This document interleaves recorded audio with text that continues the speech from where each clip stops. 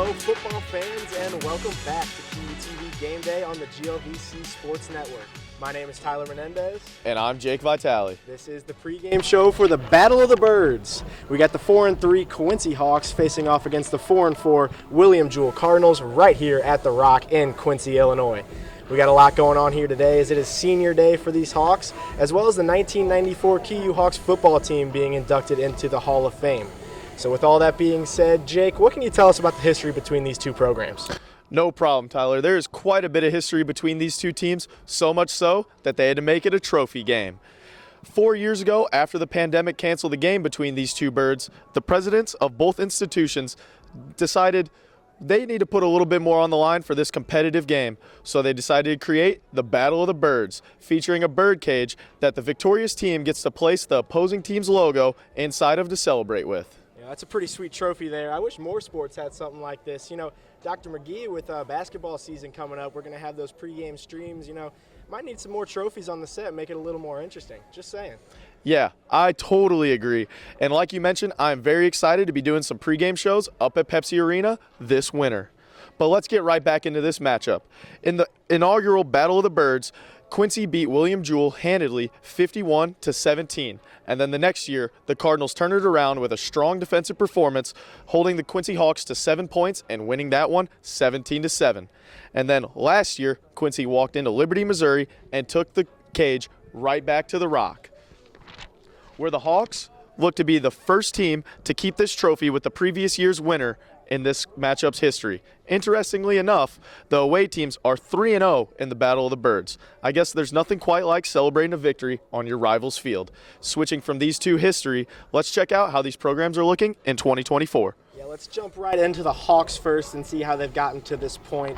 Last week's matchup against Westgate Christian doesn't really give us much of a gauge of where the Hawks stand this week. So we're going to take a jump back 2 weeks ago to the Truman State game here in Quincy. Well, this was definitely a tough one for the Hawks. They outscored the Bulldogs in just about every category but the final score itself. As you can see here, the Hawks had more total offense, more pass yards, more rush yards, and more first downs.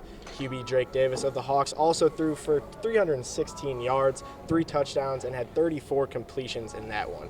Yet despite all the effort from the offense, the defensive side of the ball is where the Hawks showed some signs of struggle. But they had no trouble stopping the run game as they held a very talented bowling ball of a running back in Denham Cook to under 60 yards and kept him out of the end zone as well.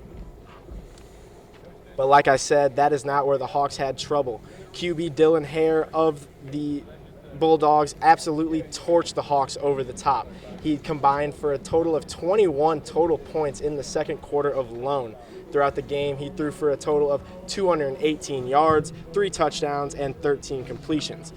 So with all that being said, the Hawks really only have one job and one job only this afternoon, and that's going to be to stop the very talented William Jewell Cardinal offense. So Jake, what can you tell us about this offense coming into this game? Before we get into the offense, let's touch base this year as a whole for the Cardinals. Last week against Southern Baptist, they won a thriller 28-27, where William Jewell's Derek Von Hubbard blocked a 25-yard field goal with 2 seconds left in the game in order to win, earning him GLVC Special Teams Player of the Week. Congratulations, Derek, and congratulations, William Jewell. This secured their first 4-win season since 2015, and Jewell evens their record out at 4-4 overall and 2-3 in Great Lakes Valley Conference play.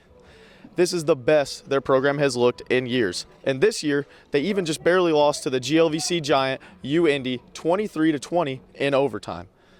This year has been carried on the back of their run game, with the primary rusher being possible candidate for GLVC Player of the Year, Keandre McCullough.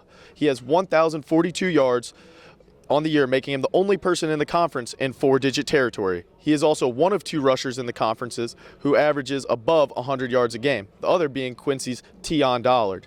Dollard has unfortunately not played since Week 5 against UIndy. One last thing McCullough leads in, along with 2 others, is touchdowns. He has 11 on the year. So if I had to guess, Tyler, the entire defensive plan is to stop number 5. And whenever you think you've got him backed up against his own end zone, don't let up, as McCullough also has the longest rushing touchdown in the conference on the year at 93 yards under his belt. The Cardinals offense is completely run through Keandre, and that is no secret. And I think the word is out, and Quincy is going to do anything in their power to stop him. And as Tyler mentioned, the Hawks did a pretty great job at stopping a talented run game at Truman State. And I think that will continue here for the Hawks this week. Thank you, Jake. So with all that being said, let's just jump right into our predictions here. I can already tell which way you're leaning, but go ahead and give the viewers your take.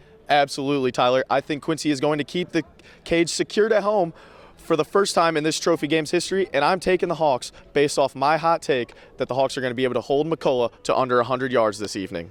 Well, Jake, keeping McCullough under 100 yards is definitely not going to be an easy task, that's for sure. We did see a couple of less than 100-yard performances earlier on in the season from him, so it's not impossible. But here's the kicker, Jake.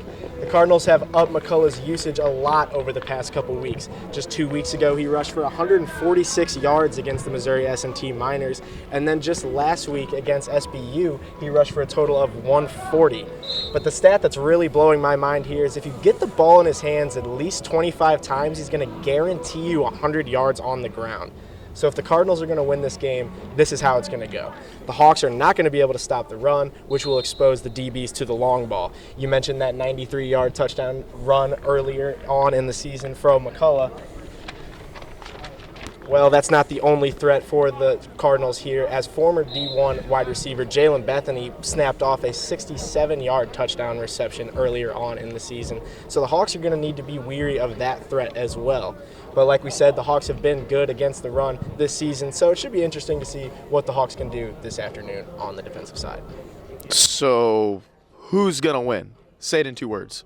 Hawks win. Bang! There we go. So we're going to see what it's like to see if the Quincy Hawks can stay on top of this trophy and not get put back in it this year. Yep, the Hawks are definitely going to try to stay on top of the trophy and keep these birds locked up. And that's all we have for you here this afternoon. Thank you for tuning in to QUTV College Game Day on the GLVC Sports Network. For more QUTV Game Day events like this, be sure to check us out on social media and QUmedia.net. My name is Tyler Menendez. And I'm Jake Vitale. Enjoy the game, folks.